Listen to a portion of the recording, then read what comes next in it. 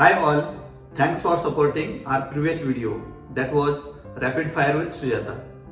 आज का हमारा टॉपिक है What is Whey Protein. हम सभी के मन में बहुत सारे सवाल होते हैं कि प्रोटीन्स क्या होते हैं, ये किसने लेने चाहिए, कितने मात्रा में लेने चाहिए एंड सो ऑन. आइए ये सारे क्वेश्चंस हम सुजाता से पूछते हैं.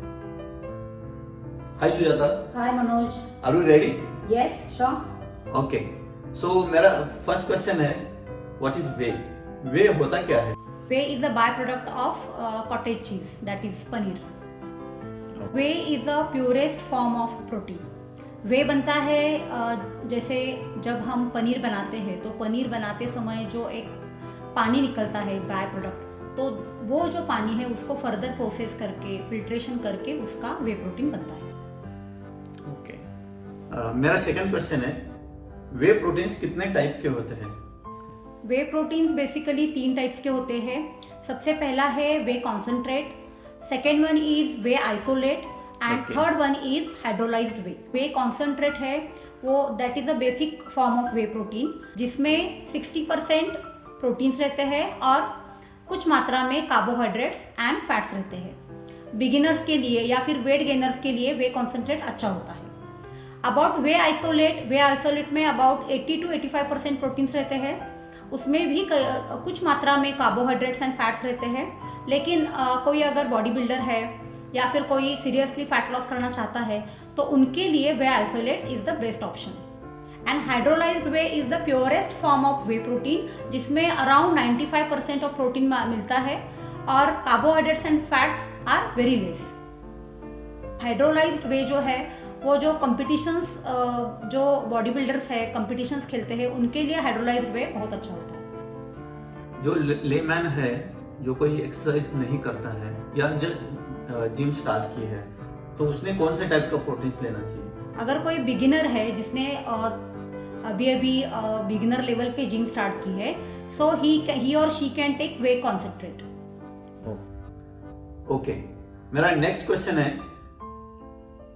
वे प्रोटीन हमें कितना लेना चाहिए, कब लेना चाहिए और वे प्रोटीन से हमें कितने प्रोटीन्स मिलते हैं? वे प्रोटीन का एक स्टैंडर्ड स्कूप रहता है जो 30 ग्राम का रहता है. तो उस 30 ग्राम से हमें 25 ग्राम्स ऑफ प्रोटीन मिलता है. तो ये जो 25 ग्राम्स ऑफ प्रोटीन है it will fulfill your one time requirement of protein.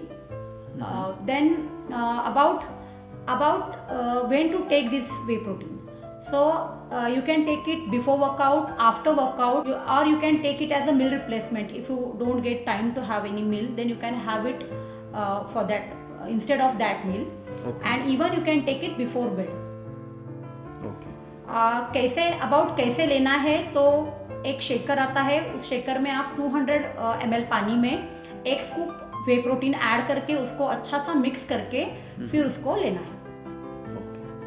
ये तो समझ गए कि वे प्रोटीन कितना लेना चाहिए और कैसे लेना चाहिए. लेकिन मेरा नेक्स्ट क्वेश्चन है वे प्रोटीन किसने लेना चाहिए? वे प्रोटीन सबसे पहले तो है जो जिम गोअर है, जो वर्कआउट करता है, वेट ट्रेनिंग करता है, रेजिस्टेंस ट्रेनिंग करता है, तो उनके मसल्स के रिकवरी के लिए वे प्रोटीन इज अ मस्ट. तो उन्होंने वे प्रोटीन लेना है.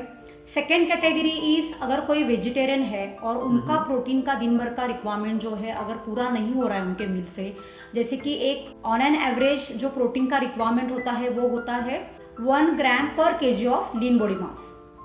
सो अगर किसी का वेट 70 किलोज है तो उसका जो रिक्वायरमेंट है वो minimum 70 grams of protein in a day होता है. तो अगर कोई वेजिटेरियन है और उसका अगर प्रोटीन का रिक्वायरमेंट कंप्लीट नहीं हो रहा है दिन भर में, सो ही और she can take whey protein. And the third category is beside the gym goers or the weight trainers. अगर कोई बंदा है कि जिसको मील लेने के लिए टाइम नहीं मिल रहा है, he is taking only 2 meals और उसका प्रोटीन का रिक्वायरमेंट कंप्लीट नहीं हो रहा है, तो he or she can take it as a meal replacement.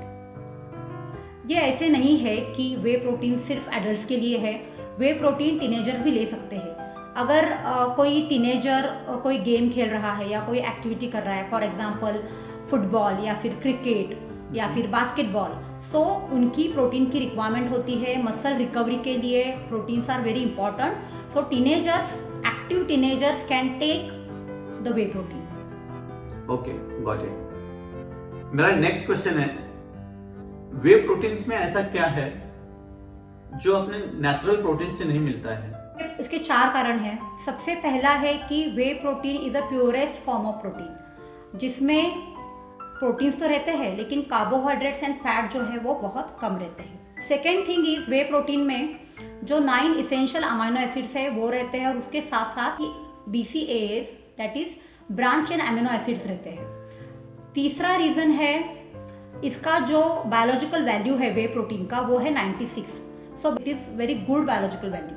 And the fourth and very important thing is it is time saver. It will not need any time for the preparation and you can take it as a meal replacement.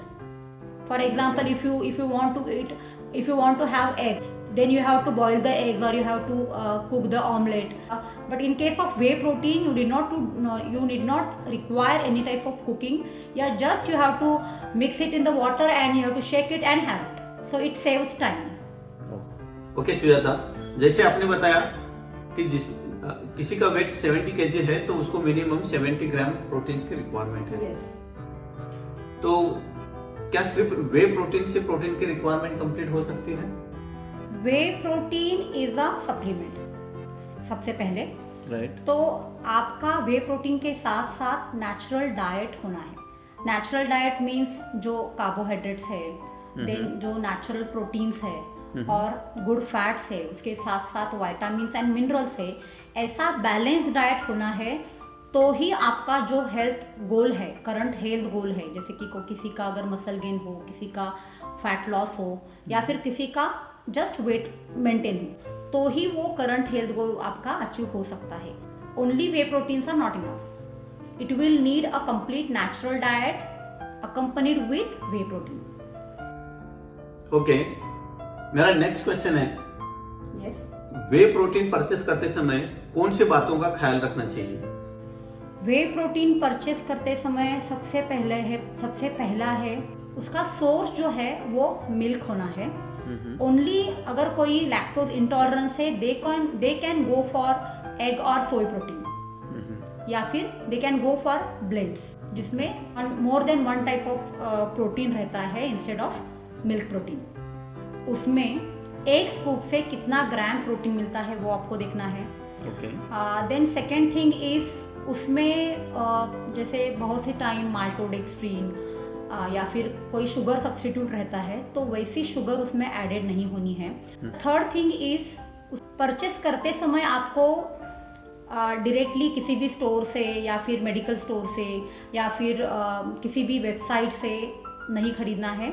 आपको वो authorised dealer से, authorised store से purchase करना है, या फिर आप न्यूट्राबे या फिर हेल्थ कार्ड जैसे ऑनलाइन स्टोर से परचेस कर सकते हो। मेरा नेक्स्ट क्वेश्चन है, वे प्रोटीन के कौन से ब्रांड आप रेकमेंड करती हो? Definitely I will recommend 3 brands. Number 1 is optimum nutrition, it is internationally recognized a good brand. Number 2 is MyProtein and number 3 is Muscle Blaze. Those are the 3 brands I would like to recommend as best whey proteins. मेरा next question है, Yes, वे protein किसने नहीं लेना चाहिए? good question. वे protein 3 conditions में आप नहीं ले सकते। सबसे पहला कंडीशन है जो लैक्टोज इंटॉलरेंस है, जिनको मिल्क प्रोटीन हजम नहीं होता या कुछ डाइजेस्टिव प्रॉब्लम आते हैं, उन्होंने वे प्रोटीन नहीं लेना है। नंबर 2 इज किडनी या लीवर फंक्शन के जिनके प्रॉब्लम है या फिर हेल्थ हिस्ट्री है तो उन लोगों ने वे प्रोटीन नहीं लेना है। And the third thing is अगर कोई सेडेंटरी है, ही और she is not much active, तो उन्होंने वे प्रोटीन नहीं लेना है। Otherwise that way protein will be converted into body fat. That means अगर वे प्रोटीन लेना है तो किसी अच्छे से डाइटिशियन से रेकमेंड पूछ के लो। Yes, before going for whey protein, you should ask or you should take advice of a dietitian or a nutritionist. I hope you got the knowledge of whey protein. Thanks Sujata, you guided us very well. Thanks Manoj. Thanks for having me for this session. Yeah, thank you. Bye bye.